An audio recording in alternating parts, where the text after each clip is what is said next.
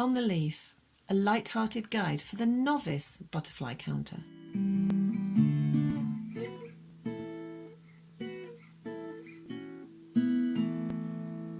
Hi, welcome to an update from On the Leaf. I'll be sharing the butterflies we have seen this week, how many and where. Last week on the transect, 7 butterflies. This week's count, 64. Top butterflies. First place, meadow brown. Second place, small skipper. Top moment of the week. That's a tough one. There have been quite a few. This week begins on a muggy Monday. We walk around the common at 8:30 in the morning. Little flies, but we see that the goat sallow, a favourite tree of the purple emperor caterpillar, has bullet holes in its leaves. There are other caterpillars who could have made these holes, but it is lovely to think that, just for a moment, the purple emperor butterfly could be here, and round about now. We walk down a clay path and catch sight of a small tortoiseshell butterfly, sometimes referred to as a small tort. But is he warming up in the morning sun or feeding? Through the grass field we go. There are lots of meadow brown butterflies here at just gone 9 in the morning. See how this one strokes the petal of a buttercup, then heaves himself up to feed. He could be a she with the banding on the lower wing, but I wouldn't know until I saw the inners. Tuesday is warm but windy. There is rain around, but we miss it. There are plenty of small skipper butterflies on the bramble, and around 3:45 in the afternoon, a little later than when we would normally be out on a butterfly count. The small skipper has orange-brown wings with pale undersides, and the male, seen here, has a thin black line that runs through the centre forewing. They are great flyers, are known to have a darting flight, and because of their size being small, they can manoeuvre quite easily.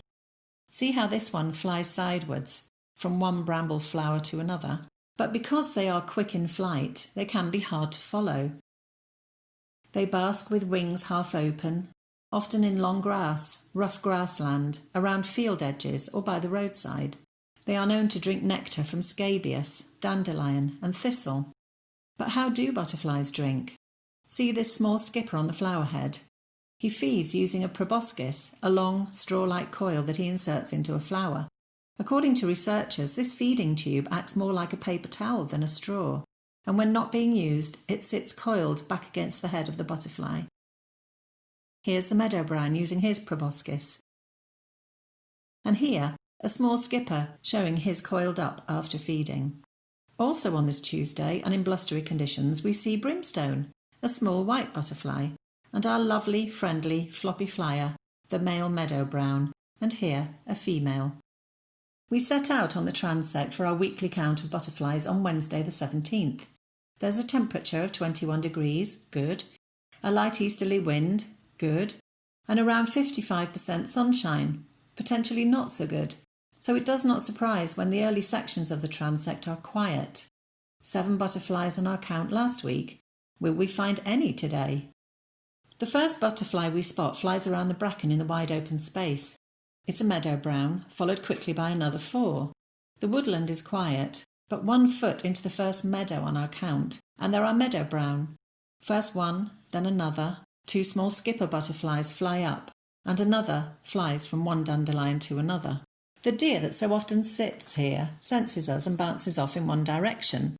Something else, a little smaller, struggles to run through the long grass, but the other way. It's a baby deer. I pop the lead on the dog and hurry off in case she is tempted to chase either, and as we are about to leave the meadow, spot our first marble white butterfly of the year, flying high and swooping low. Can you see its beautiful markings of black and white? We see 2 marbled white in all. There will be more to come, and not just in the meadows, so do keep an eye out, especially around the wide open spaces. The second meadow is quieter, with the same mix of butterflies. And then we have another first. He's a little bit too quick for us to catch. It's our first gatekeeper of the season. He flies over bramble and rests momentarily as we climb up the rise. The last section of the transect is busy too, and it's about time, with a mix of small skipper and meadow brown, and in the end it's a count of 64 butterflies.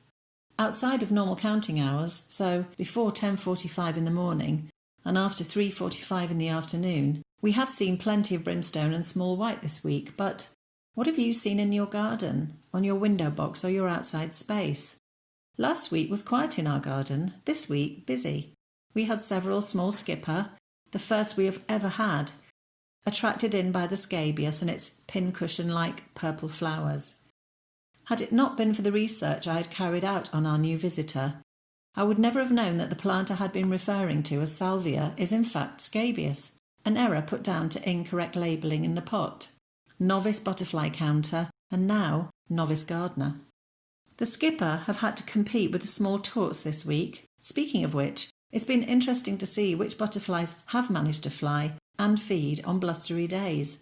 Some have been able to balance on the flower heads, to the point of hanging on for dear life. See how this small tort hangs on. This week has all been about colour, from the whites, pinks, reds, purples and yellows of the flowers to the colours of the butterflies, brown to orange-brown, black to turquoise, splashes of white, red and yellow, from dusky browns back to brilliant orange. It's been a gorgeous week with some new arrivals and that riot of colour. It's really hard to think that it could get any better. Until next time.